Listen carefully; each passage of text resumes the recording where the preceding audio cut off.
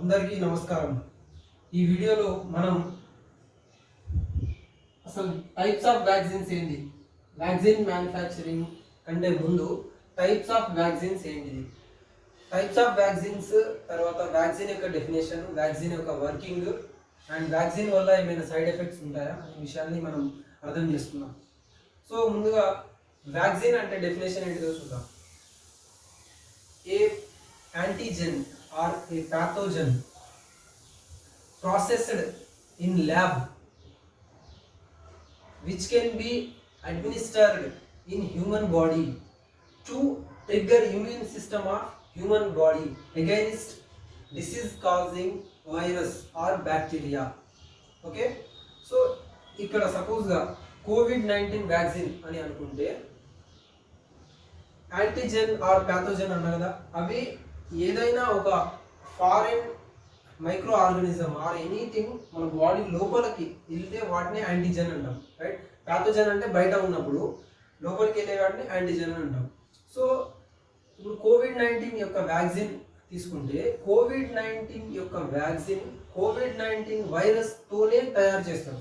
Okay, so మీరు వినే ఉంటారు కదా, ముళ్ళుని ముళ్ళుతోటే తీయాలి అనే సామెత వినే ఉంటారు కదా.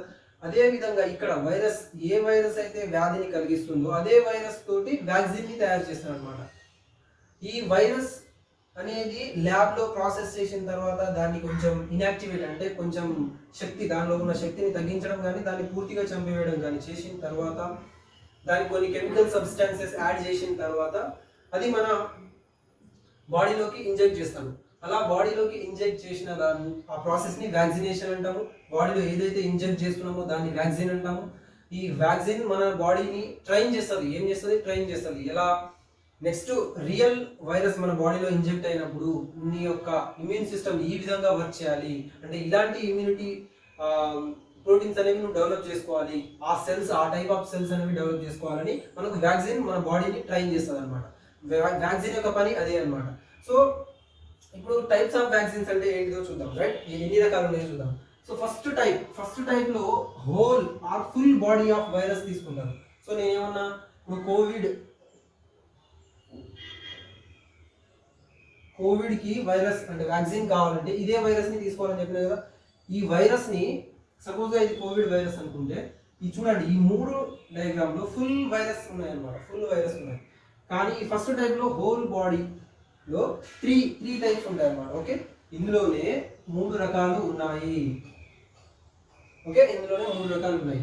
సెకండ్ టైప్ సబ్ యూనిట్, ఈ మొత్తం కాకుండా ఏదో ఒక యూనిట్, ఇందులో ఏదో ఒక యూనిట్ తీసుకోవడం. అవే ఇవి తీసుకున్నారు. In the case of Covid లో పైన ఇవి ఉన్నాయి కదా, వీటిని ఏమంటామంటే స్పైక్ ప్రోటీన్ అంటాం. ఏమంటాం? Spike protein. సో ఈ స్పైక్ ప్రోటీన్ ని తీసుకుంటున్నారు సబ్ యూనిట్ గా, రైట్. సో ఇప్పుడు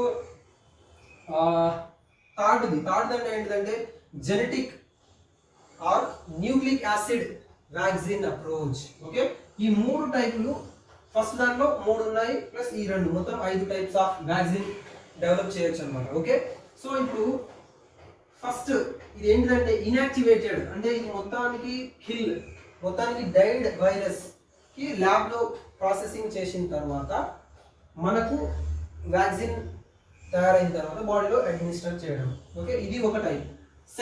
ఇందులోనే సెకండ్ టైప్ ఏంటంటే అటెన్యూయేటెడ్ అంటే అర్థం ఏంటంటే పూర్తిగా చంపేయకుండా దానిలో కొంచెం శక్తిని తగ్గించేస్తారు అనమాట. అంటే ఇప్పుడు ఈ రెడ్ కలర్ లో ఉన్నాయి, యాక్టివ్ గా ఉన్నాయి అనుకోండి, ఈ బాడీ మొత్తం డెడ్ అయిపోయింది. ఓకే, ఈ బాడీ మొత్తం డెడ్ అయిపోయింది. సో ఇది అటెన్యూయేటెడ్, లైవ్ అటెన్యూయేటెడ్ అంటే పూర్తిగా చంపేయకుండా సగమే ఉంటుంది అనమాట. సో ఇలాంటివి మీజల్స్, చికెన్ పాక్స్ సంబంధించిన వ్యాధి కోసం తయారు చేశారు అనమాట. సో ఈ ఫస్ట్ ఏమో పోలియో ఫ్లూ అనే వ్యాధికి తయారు చేశారు. ఓకే, పోలియో ఫ్లూ వ్యాధికి. సో తర్వాత ఈ వ్యాక్సిన్ ఏదైతే ఉంటుందో కొంచెం లో ఇమ్యూనిటీ పీపుల్స్ ఉంటారు కదా, వాళ్ళకి కొంచెం ఎఫెక్ట్ చూపెట్టవచ్చు. ఎందుకంటే ఇది అంటే మొత్తానికి డైట్ చేయలేదు, సగం డైట్ అయి ఉన్నది కదా, కాబట్టి ఇది కొంచెం వాళ్ళకి హార్మ్ అయ్యే ఛాన్సెస్ ఉన్నాయి. Okay, right. సో ఈ థర్డ్ ఏంటంటే వైరల్ వెక్టార్ అంటే మీరు వినే ఉంటారు. ఇప్పుడు సపోజ్ గా ఈ ఎనాఫిలస్ ఎనాఫిలస్ అనే ఒక దోమ ఉంటుంది. ఎనాఫిలస్ ఆ దోమ ఏం చేస్తుంది, మలేరియాని క్యారీ చేస్తుంది, రైట్. Okay, Anopheles. అలా ఈ యొక్క వైరస్ అనేది వేరే వైరస్ మీద పంపిస్తారనమాట. ఓకే, మన కోవిడ్-19లోని ఏదైనా ఒక స్పెసిఫిక్ పార్ట్ ఏదైనా ఒక ప్రోటీన్ వేరే వైరస్, అంటే ఎలాంటి వైరస్ అంటే మనకు జలుబు క్రియేట్ చేసే వైరస్లు, వాటికి అంటే చిన్న చిన్న మన బాడీ ఏదైతే తట్టుకోగలదో అలాంటి వైరస్ మీద వాటిని ఇచ్చి ఇవి మన బాడీలోకి పంపడం ద్వారా మన బాడీని ఇవి పర్టికులర్ ప్రోటీన్ తయారు చేసుకోవడానికి ట్రై చేస్తాయి అనమాట. సో ఆ పర్టికులర్ ప్రోటీన్ అనేది వాటితోటి ఫైట్ చేయగలదు రియల్ వైరస్ తోటి. సో ఇది ఫస్ట్ పార్ట్ అయిపోయింది. సో సెకండ్ దాంట్లో సబ్ యూనిట్ అంటే ఏంటిది, ఏదో ఒక పార్ట్, ఇందులో ఈ ఫుల్ బాడీలో ఏదో ఒక పార్ట్ తీసుకోవడం అని చెప్పినా కదా. సో అది అన్నమాట. సో ఇవి మాక్సిమం చిన్న పిల్లలకు ఈ ఊఫింగ్ కాప్స్, డెప్తేరియా, అలాంటి టెటానస్, ఈ కైండ్ ఆఫ్ వ్యాధులకు ఇవి ఇస్తున్నారు. సో కోవిడ్ వ్యాక్సిన్ అనేది దీంట్లోకి రాలేదన్నమాట, అంటే ఈ మెథడ్లోకి రాలేదు. సో ఈ nucleic acid vaccine are genetic vaccine అంటే ఏంటిదంటే ఈ మొత్తం తీసుకోకుండా ఓన్లీ డిఎన్ఏ మాత్రమే, అంటే జీన్ మెటీరియల్ మాత్రమే తీసుకుంటారు. సో ఇందులో డిఎన్ఏని ఆర్ఎన్ఏగా కన్వర్ట్ చేస్తారు. ఇప్పుడు దాన్ని ఎంఆర్ఎన్ఏ అంటాము. ఎంఆర్ఎన్ఏ అంటే మెసెంజర్ ఆర్ఎన్ఏ.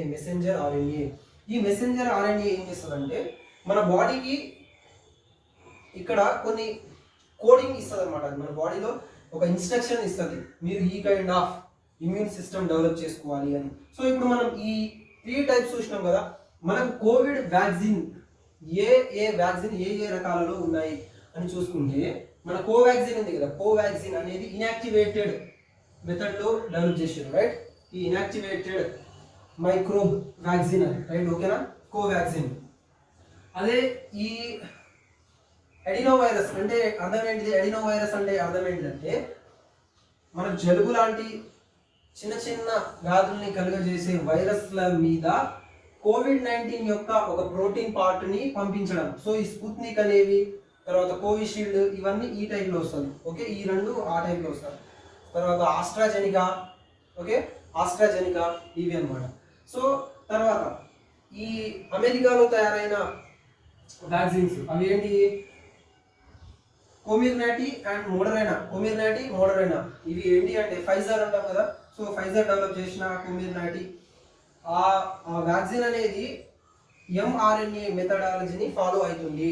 సో ఈ అన్నిటిలో లాంగెస్ట్ ప్రాసెస్ వీటికి, అంటే ఇవి ఎక్కువ టైం తీసుకుంటారు తయారు చేయడానికి, ఇది చాలా లెస్ టైం తీసుకుంటుంది తయారు చేయడానికి. ఓకే, సో ఇప్పుడు అమెరికాలో ఫాలో అయ్యే టెక్నాలజీ ఇది అనమాట. ఓకేనా. సో తర్వాత ఈ స్పుత్నిక్ వైరల్ వెక్టర్. ఓకే, ఇది కూడా కొంచెం తక్కువ టైం తీసుకుంటుంది. ఎందుకంటే ఒక ప్రోటీన్ని వేరే దాన్ని ఆల్రెడీ ఉన్న ఒక వైరస్ మీద పంపిస్తారు కాబట్టి.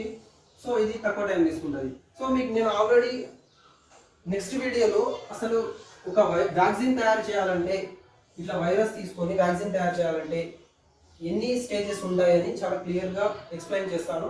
సో ఇప్పటి వరకు నేను చాలా క్లియర్గా ఉందని అనుకుంటున్నాను. సో ఇప్పుడు మనం వ్యాక్సిన్ అనేది ఏం పని చేస్తుంది అనేది చూసుకున్నాం. వ్యాక్సిన్ మన బాడీలోకి వెళ్ళిన తర్వాత మన బాడీని ట్రైన్ చేస్తుంది. ఇమ్యూనిటీ సెల్స్ అంటే ఈ కైండ్ ఆఫ్ ఇమ్యూనిటీని మీరు డెవలప్ చేయాలి అని. ఓకే, సపోజ్గా కోవిడ్-19 ఈ వ్యాక్సిన్ తీసుకుంటే, ఈ వైరస్ తీసుకుంటే, ఈ వైరస్లో ఈ పార్ట్ ఉన్నాయి కదా, ఇవి మన బాడీలోకి వేరే సెల్ తోటి ఇంటరాక్ట్ అయ్యే పార్ట్స్ అనమాట. సో ఇప్పుడు మన ఏదైనా కానీ ఏ వ్యాక్సిన్ అయినా కానీ వీటిని ట్యాకిల్ చేసే సెల్స్ని డెవలప్ చేయడం కోసం ఒక మన బాడీకి ట్రైన్ చేస్తారు అనమాట. సో ఇప్పుడు సపోజ్గా ఈ మెథడ్ ఎంఆర్ఎన్ఏ మెథడ్ తీసుకుంటే ఈ జీన్స్, ఈ జెనెటిక్ కోడింగ్ మనకి ఏం చెప్తుందంటే మీరు స్పైక్ ప్రోటీన్ని లాక్ చేసే ఇట్లాంటి ఒక సెల్స్ని డెవలప్ చేయాలి బాడీని అని చెప్తుంది. సో ఇవి ఆల్రెడీ మన బాడీలో ఆ స్క్రిప్ట్, ఆ డిస్క్రిప్షన్, ఆ కోడింగ్ ఏదైతే ఉందో మన బాడీలో మెమరీ సెల్స్లో, బి సెల్స్లో ఉంటాయి కాబట్టి ఇవి ఒకవేళ కరోనా మనకు వచ్చింది అనుకోండి, వెంటనే ఓకే వీటికి ఇవి కావాలని ముందు జాగ్రత్తగా అవి మళ్ళీ వెంటనే ఆల్రెడీ ఉంటుంది కాబట్టి అవి రిలీజ్ చేసేస్తాయి, రైట్. రిలీజ్ చేసిన తర్వాత అవి దీన్ని ఇట్లా లాక్ చేసేస్తాయి. లాక్ చేసేసిన తర్వాత అవి మళ్ళా గ్రో కాకుండా, ఇప్పుడు ఒకవేళ సెల్స్ అనేవి ఏంటిదంటే ఒక సెల్ నుంచి ఇంకొక సెల్ నుంచి ఇంకొక సెల్ పుడతాయి కాబట్టి ఒక 10 సెల్లు ఉన్నాయనుకోండి, అది 1000 సెల్స్ కావచ్చు, 1,00,000 సెల్స్ కావచ్చు అట్లా. కాబట్టి అవి అలా కాకుండా ఆపేస్తాయి. అలా ఆపేసిన తర్వాత వాటి యొక్క డెవలప్మెంట్, వాటి యొక్క ఏమంటారు, ఒకటి నుంచి ఇంకోటి పుడుతున్నాయి కాబట్టి అలా పుట్టకుండా ఉండడం వల్ల మనకు తొందరగా క్యూర్ అయిపోతుంది. ఓకే, తొందరగా క్యూర్ అయిపోతుంది. అదే అలా లేకుండా వ్యాక్సిన్ వేయించుకోకుండా మనం నార్మల్గా ఉన్నామనుకోండి, ఇవి ఎక్కువ ప్రొడ్యూస్ అయిపోయి బాడీలో తొందరగా మన లంగ్స్ని ఎఫెక్ట్ చేసేసి మనం గాలి అనేది బాడీలో వెళ్ళకపోతే ఒక నిమిషం కూడా బతకలేదు. ఎందుకంటే ఎవ్రీ సెకండ్ లక్షలాది కోట్లాది సెల్స్కి ఆక్సిజన్ అనేది అవసరం, రైట్? ఆక్సిజన్ అనేది అవసరం, ఎందుకంటే అది వర్క్ చేయాలంటే ఆక్సిజన్ కావాలి. సో ఆ ఆక్సిజన్ వెళ్ళనీయకుండా ఆపే శక్తి దీనికి కోవిడ్కి ఉంది కాబట్టి తొందరగా జనాలు చచ్చిపోతున్నారు. సో వ్యాక్సిన్ వేసుకోవడం వల్ల సైడ్ ఎఫెక్ట్స్ ఉందా లేదా అనే పాయింట్ తీసుకున్నప్పుడు వ్యాక్సిన్ వేయించుకోకుండా చనిపోవడం కన్నా వ్యాక్సిన్తో వచ్చే సైడ్ ఎఫెక్ట్స్ చాలా తక్కువ పర్సెంట్. అది కూడా సైడ్ ఎఫెక్ట్స్ పక్కాగా ఈ కైండ్ ఆఫ్ సైడ్ ఎఫెక్ట్స్ ఉందని ఎక్కడ రీసెర్చ్లో లేదు. సో మనం తక్కువ సైడ్ ఎఫెక్ట్స్తో బతకడం మేలు కదా అని భావించుకుంటూ వ్యాక్సినేషన్ చేయించుకుంటే వేరే వాళ్ళ లైఫ్ కూడా రిస్క్లో కాదు, మన లైఫ్ ఆటోమేటిక్గా రిస్క్లో ఉంటుంది, కానీ మనకు రావడం వల్ల వేరే వాళ్ళకి పోతుంది కదా. సో వెంటనే మన బాడీలో ఉన్న ఇమ్యూన్ సిస్టమ్ ఈ వైరస్ తోటి ఫైట్ చేసి దాన్ని చంపేసి మన బాడీని హెల్తీగా ఉంచింది అనుకోండి, నెక్స్ట్ వేరే వాళ్ళకు అంటే ట్రాన్స్మిట్ కాదు. ఓకేనా? సో ఇది ప్రాసెస్ అన్నమాట. సో ఇది క్లియర్గా ఉంది అని అనుకుంటున్నాను. నెక్స్ట్ వీడియోలో వ్యాక్సిన్ ఏ స్టేజెస్ అంటే ఎన్ని స్టేజ్లు ఉంటాయి తయారు చేయడంలో, అసలు ల్యాబ్లోకి వచ్చిన తర్వాత ఎన్ని స్టేజ్ ఆఫ్ అంటే మ్యానుఫ్యాక్చరింగ్లో ఎన్ని స్టేజ్లు ఉంటాయి అనేది తెలుసుకుందాం. Okay, so thank you very much. Have a nice day.